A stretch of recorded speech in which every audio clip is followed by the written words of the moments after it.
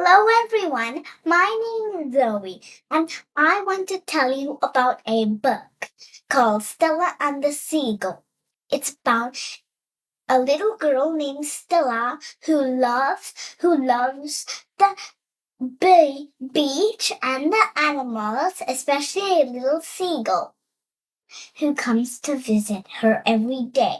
But one day the seagull did not come at all because it was sick, because the beach was full of trash. So Stella decided to teach the people how to protect nature.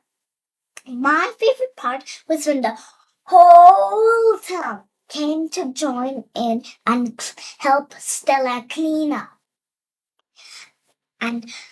And also, I learned that how one kid could make a big difference.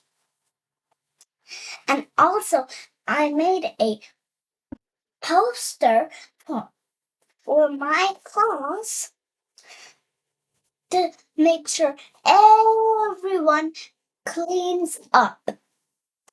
Thank you for watching.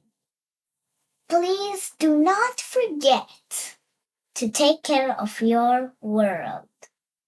Bye.